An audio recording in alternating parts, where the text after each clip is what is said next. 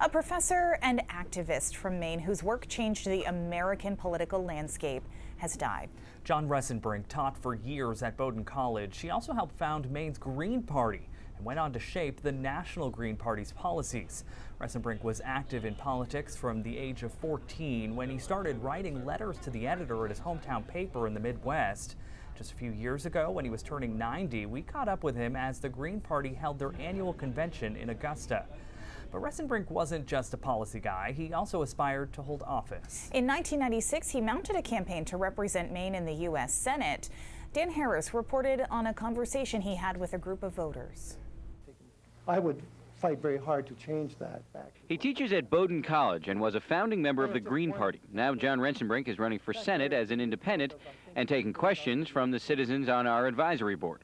I think everybody agrees that there's a lot of waste. Businessman David McDonald seemed a bit skeptical about Rensenbrink's promise to do what so many have failed to do, clean up waste in Washington. How are you going to be more effective? Because I don't take money from those interests that have a vested interest in having those exceptions and those variations and those deductions and those interesting arrangements. I mean, would be a free person. I don't accept that kind of money. I understand you don't want to take any money from anyone that has a special interest. Only persons. Okay. Yep. Truthfully, I'm no politician, but the reality is that you are going to have to wash someone's hands some way in order to get what you want. I don't think so. I don't think so. Rensenbrink says taking only small donations from Maine people, he'll be beholden to no one. You don't feel that in Washington that you have to give a little to get a little, because that's how life really is. I think that's very good. Coalition building is very important.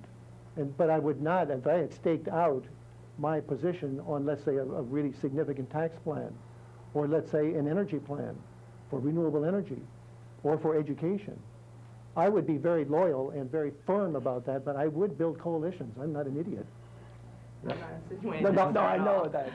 I believe in a sound economy and decent ecology, but one of the things that I think is strapping everybody, either through increased costs or business restriction, is some of the new laws on ecology that are just absolutely stupid. Rensenbrink says there is a way to protect the environment without heavy regulation. It's called tax shift, where businesses are taxed not on their income, but on their polluting. And this is called more market-driven environmentalism rather than regulatory environment.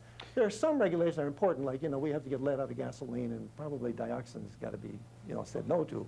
But there's a whole raft of way in which we can go in the future on this whole notion of tax shift, where you tax waste, not work. You tax depletion and not investment. The board agrees he's got interesting ideas.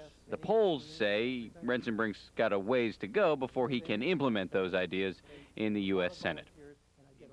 John Rensenbrink died just a few weeks short of his 94th birthday. According to an obituary written by the president of Bowdoin College, he is survived by his wife of 63 years and their daughters.